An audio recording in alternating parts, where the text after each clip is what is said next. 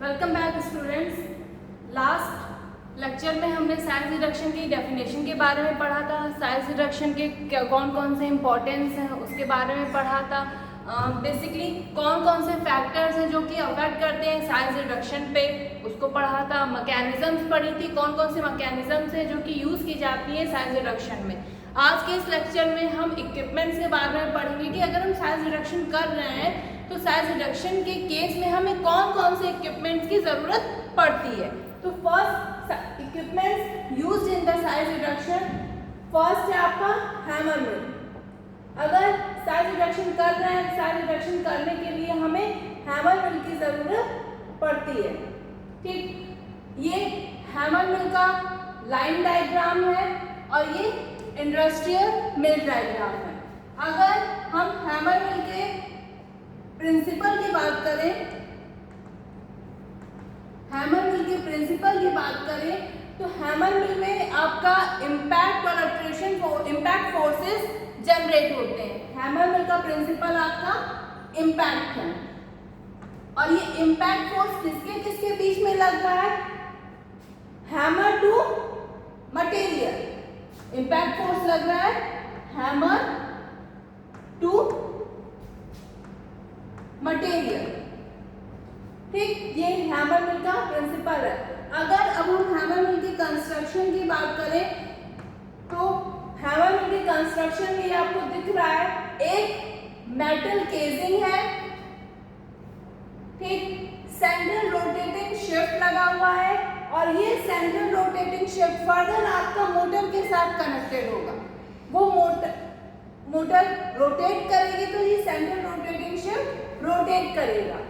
इस central rotating shift के साथ ये हैमर्स अटैच्ड होंगे। इस सेंट्रल रोटेटिंग शिफ्ट के साथ ये सारे हैमर्स अटैच्ड होंगे।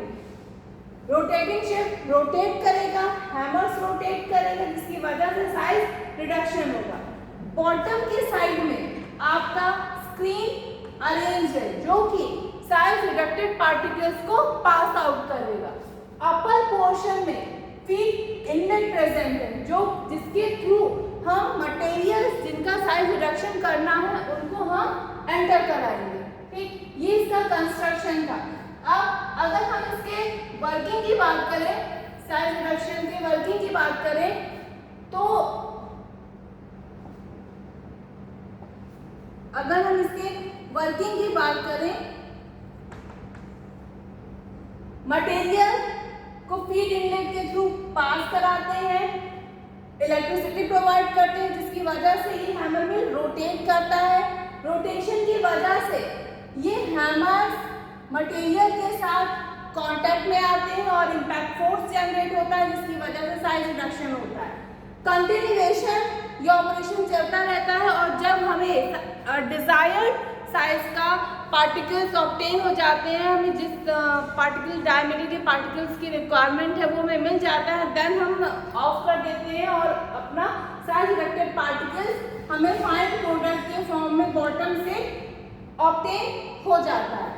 अगर हम इसके एप्लीकेशंस की बात करें या एडवांटेज की बात करें तो हैमर मिल बहुत ही इजी है ऑपरेट करने में। किसी हमें टेक्निकल स्टाफ की रिक्वायरमेंट नहीं होती है, अलग अलग साइज एंड शेप्स के अवेलेबल हैं, तो उसकी वजह से हमें जितना अगर हमें ज़्यादा अमाउंट का साइज रिडक्शन करना है तो हम बड़ा हैमर मिल यूज़ कर सकते हैं। अगर हमें छोटा कम मटेरियल का साइज रिडक्शन करना है तो फिर हम छोटे साइज का हैमर मिल यूज़ कर सकते हैं। अगर डिसएडवांटेज की बात करें,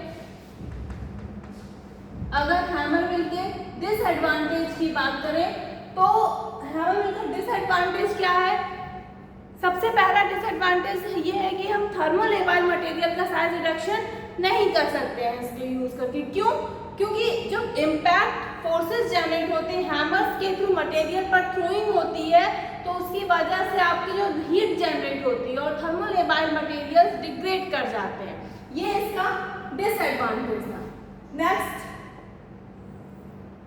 नेक्स्ट इक्विपमेंट है आपका बॉल मिल। बॉल मिल, अगर बॉल मिल के प्रिंसिपल की बात करें तो बॉल मिल का प्रिंसिपल है impact and attrition.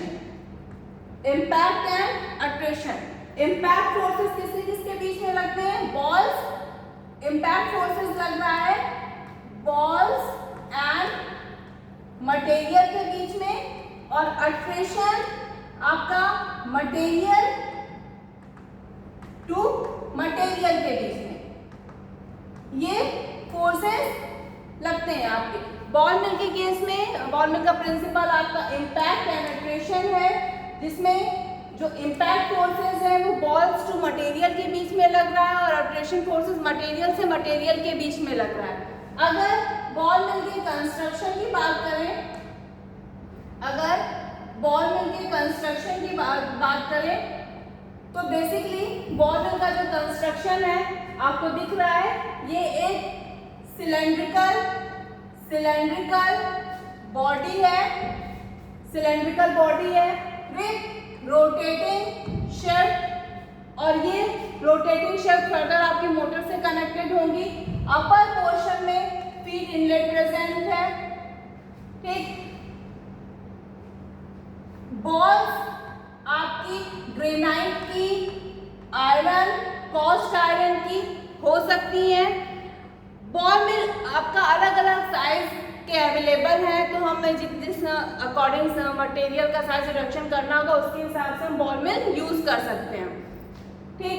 ये और ये जो ये मेटेलिक सिलेंडर है, मेटेलिक सिलेंडर आपका स्टेनलेस स्टील, कॉस्ट आयरन या आयरन का हो सकता है। अब बॉल मिल की अगर वर्किंग की बात करें, बॉल मिल के वर्किंग की बात करें, फीड इनलेट से मटेरियल को एंटर कराते हैं, साथ ही बॉल्स भी एंटर कराते हैं।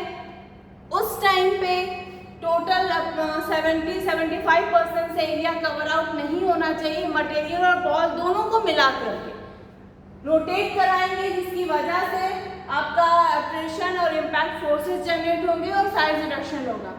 जब हमें अपनी डिजायर्ड साइज के पार्टिकल्स मिल जाएंगे, ऑन दैट टाइम हम इसको स्टॉप कर देंगे और मटेरियल को निकाल लेंगे, ठीक। ये इसकी वर्किंग थी। एडवांटेज की बात करें अगर, तो हमने अभी बताया कि हमें अलग अलग साइज के अवेलेबल हैं बॉल मिल, ये इसका एक एप्लीकेशन है। नेक्स्ट एप्लीकेशन है कि किसी बहुत टेक्निकल स्टाफ की रिक्वायरमेंट नहीं होती है बॉल मिल के केस में। नेक्स्ट ये अगर इसके डिसएडवांटेज की बात करें तो साइज रिडक्शन के केस में आप में इम्पैक्ट फोर्सेस जनरेट होते हैं और इसकी वजह से हीट जनरेट होती है, और हीट जनरेट होती है तो थर्मोलेबाइल मटेरियल के साथ प्रॉब्लम क्रिएट होगी, वो डिग्रेड हो जाएंगे। ये इसका डिसएडवांटेज था। नेक्स्ट बॉल मिल के केस में अगर उसकी वर्किंग में ये पॉइंट स्किप हो गया है, स्पीड, बॉल मिल की स्पीड, ये 3 स्पीड है, स्लो स्पीड, हाई स्पीड और मॉडरेट स्पीड या मीडियम स्पीड। जो मैक्सिमम साइज रिडक्शन है वो मॉडरेट स्पीड में होता है और सबसे कम साइज रिडक्शन आपका हाई स्पीड में होता है। क्यों?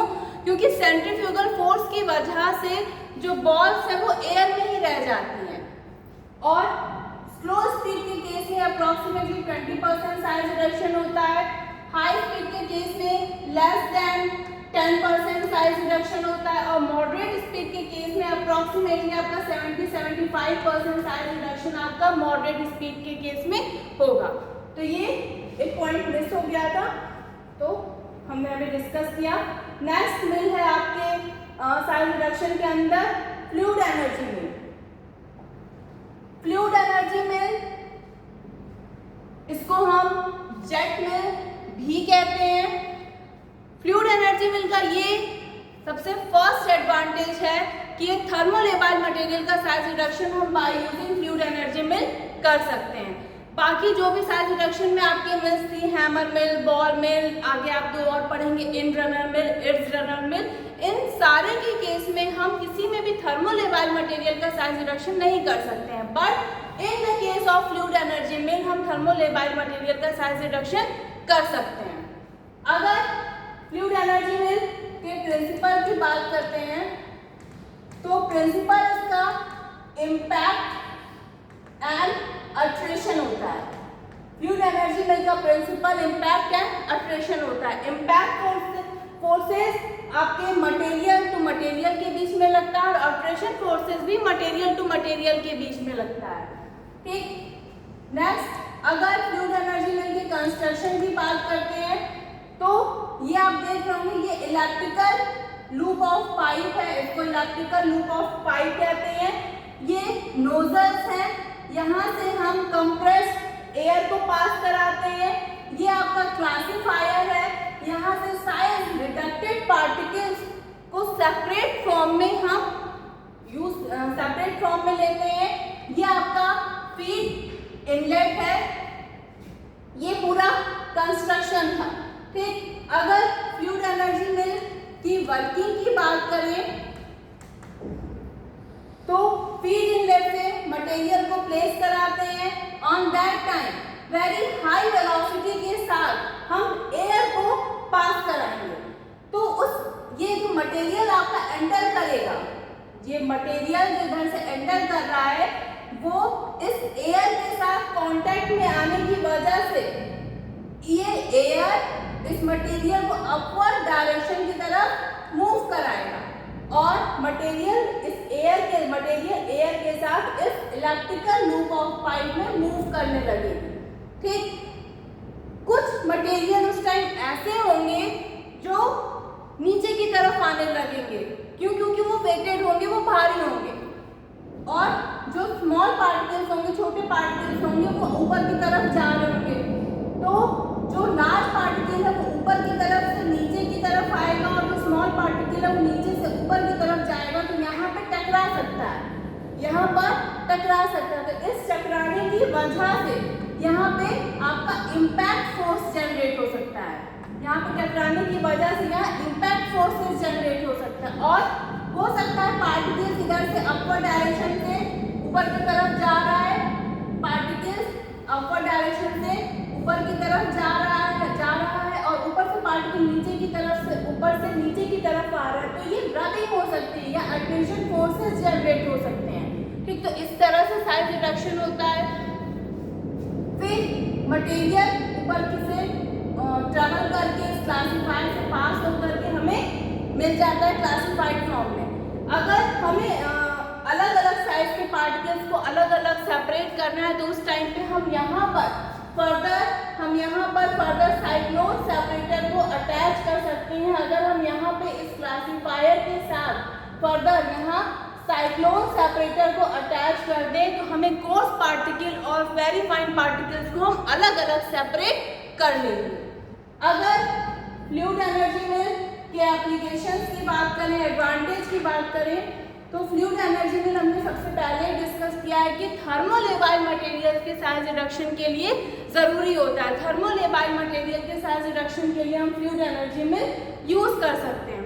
ठीक, नेक्स्ट एडवांटेज है कि इसमें कंटामिनेशन के चांसेस, अगर हम फ्लूइड एनर्जी मिल यूज़ कर रहे हैं तो इसके केस में कंटामिनेशन के चांसेस आपके 0% होंगे। बल्कि अगर बॉल मिल है या हेवन मिल है, इड्स है, इंड है, तो इनके केसेस में कंटामिनेशन के चांसेस हो सकते हैं। पर फ्लूइड एनर्जी मिल के केस में कंटामिनेशन के चांसेस नहीं होंगे। ये इसका एडवांटेज है।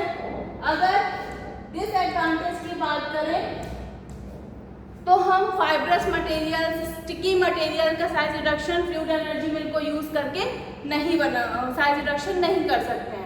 नेक्स्ट डिसएडवांटेज कि अगर हम फ्लूइड एनर्जी मिल को यूज़ कर रहे हैं तो हमें टेक्निकल स्टाफ की रिक्वायरमेंट होती है अगर हम फ्लूइड एनर्जी मिल यूज़ करें। क्यों? क्योंकि हमें जो एयर स्ट्रीम पास आउट करा रही है उसके प्रेशर को मेजर करना होता है, पार्टिकल्स की डायामीटर के वहाँ से क्लासिफायर से निकल रहा है इसको मेजर करना होता है। तो ये इसके डिसएडवांटेज है। नेक्स्ट इक्विपमेंट है जो कि साइज रिडक्शन में यूज़ की जाती है आपकी, वो है इट्स रनर मिल। अगर इट्स रनर मिल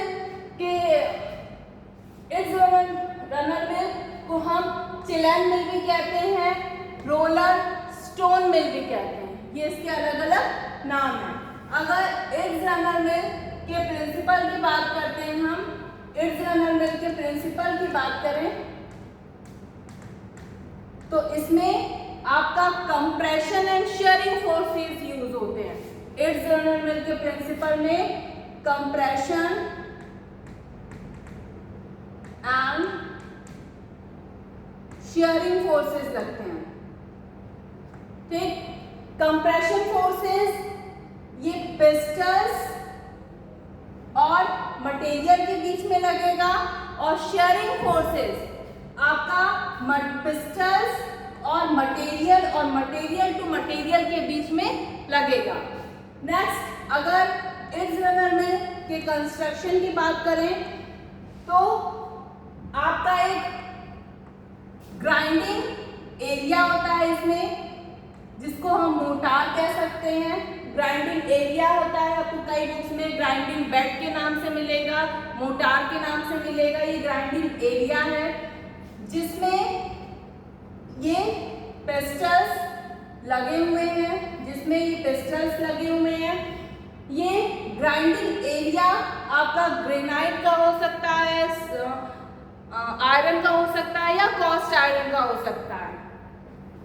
ये पिस्टल्स है, ये पिस्टल्स कनेक्टेड होंगे आपके रोटेटिंग शेफ्ट के साथ, और ये रोटेटिंग शेफ्ट रोटेट करेगी तो उसकी वजह से ये पिस्टल्स भी आपके रोटेट करेंगे इस पूरे ग्राइंडिंग एरिया में।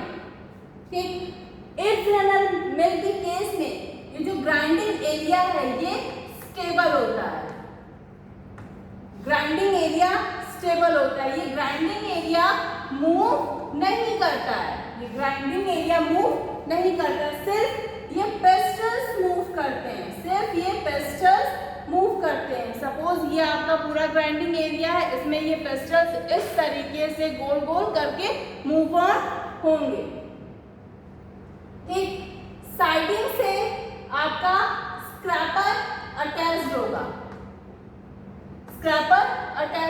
ये स्क्रैपर क्या करता है, जो भी मटेरियल जिनका हम साइज रिडक्शन कर रहे हैं वो जो साइडिंग में आपका आके डिपॉजिट हो गया, चिपक गया, उसको स्क्रैप आउट करके वापस से ग्राइंडिंग एरिया में पहुंचाने का काम करता है।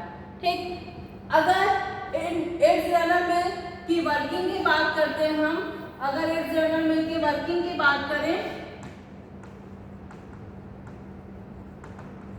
मटेरियल को ग्राइंडिंग एरिया में प्लेस करेंगे, इलेक्ट्रिसिटी प्रोवाइड करेंगे, रोटेटिंग शेफ्ट रोटेट करेगा जिसकी हेल्प से ये पिस्टल्स रोटेट करेंगे, और पिस्टल्स आपके ग्राइंडिंग एरिया में मूव ऑन करेंगे, रोटेट करेंगे, जिसकी वजह से आपके compression and shear forces generate होंगे और क्रशिंग होगी, मटेरियल की क्रशिंग होगी। जो भी मटेरियल आपके एड्स में कॉर्नर में चले जा रहे हैं उन मटेरियल को स्क्रैप आउट करके वापस से ग्राइंडिंग एरिया में आएगा और उस मटेरियल का साइज रिडक्शन होगा।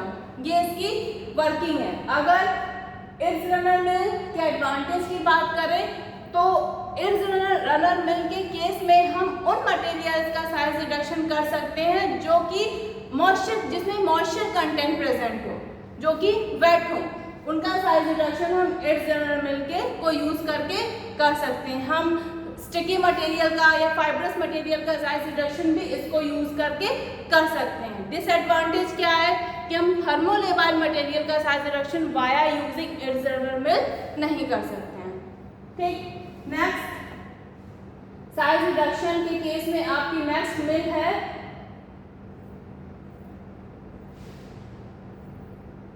इन रनर मिल। साइज रिडक्शन के केस में आपकी नेक्स्ट मिल है इन रनर मिल। अगर इन रनर मिल के प्रिंसिपल की बात करें, ठीक, तो इसका भी प्रिंसिपल आपका कंप्रेशन एंड शेयरिंग होता है। इसका भी प्रिंसिपल आपका कंप्रेशन एंड शेयरिंग होता है। ठीक, compression force pistol and material के बीच में लगता है, और शेयरिंग फोर्स भी आपका पिस्टल एंड मटेरियल के बीच में रखता है। ठीक, अगर इंटरनल मिल की कंस्ट्रक्शन की बात करें हम, तो इसके कंस्ट्रक्शन में पिस्टन होता है, ग्राइंडिंग एरिया होता है, यहाँ स्क्रैपर्स अटैच्ड होते हैं। इंटरनल मिल के केस में आपका एक स्क्रैपर पिस्टल के पास अटैच्ड होगा, एक स्क्रैपर आपका पिस्टल के पास अटैच्ड होगा और एक स्क्रैपर आपका ग्राइंडिंग एरिया के जो मोटार है उसके साथ अटैच्ड होगा, ताकि स्क्रैपिंग पिस्टल से भी हो और मोटार से भी हो। ठीक, जो मोटार है ये आपका stainless steel, iron, cost iron का हो सकता है। साथ ही जो पिस्टल्स है ये भी आपके आयरन, कॉस्ट आयरन या स्टेनलेस स्टील के हो सकते हैं। अगर हम इंटरनल मिल की बात करें तो उसके केस में जो मोटार है ये भी मूवेबल होता है। एक्सटर्नल मिल के केस में जो मोटार है वो स्टेबल होगा, बट इंटरनल मिल के केस में मोटार भी आपका मूव करेगा, पिस्टल भी मूव करेगा, मोटार भी मूव करेगा। अगर मान लीजिए अगर ये आपका मोटार है और ये पिस्टल है तो दोनों एक दूसरे के साथ मूव ऑन करता रहेगा। ये इसका कंस्ट्रक्शन है। अगर वर्किंग की बात करें, इंटरनल मिल के वर्किंग की बात करें तो मटेरियल को हम इसमें प्लेस करते हैं, मटेरियल को ग्राइंडिंग एरिया में प्लेस करेंगे, इलेक्ट्रिसिटी प्रोवाइड करेंगे तो ये पिस्टल्स रोटेट करेंगे। एक रोटेटिंग शिफ्ट आपका ये मोटार के साथ अटैच्ड है और एक रोटेटिंग शिफ्ट आपका पिस्टल के साथ अटैच्ड है। तो ये मोटार भी मूव करेगा और पिस्टल भी मूव करेगा, जिसकी वजह से आपकी क्रशिंग होगी और साइज रिडक्शन होगा। जो भी मटेरियल आपका एड्स में या कॉर्नर्स में स्टिक हो गया है वो स्क्रैपर की हेल्प से स्क्रैप आउट होकर के ग्राइंडिंग एरिया में आएगा और फर्दर उसका साइज रिडक्शन होगा। जब हमें एक डिजायर्ड कंसिस्टेंसी का साइज रिडक्टेड पार्टिकल्स ऑब्टेन हो जाते हैं, ऑन दैट टाइम हम उसको मशीन को रोक करके हम उससे जो मोटार है मोटार से स्क्रैप आउट कर लेते हैं, सारा मटेरियल बाहर निकाल लेते हैं। ये इसकी वर्किंग थी। अगर इसके एप्लीकेशंस की बात करें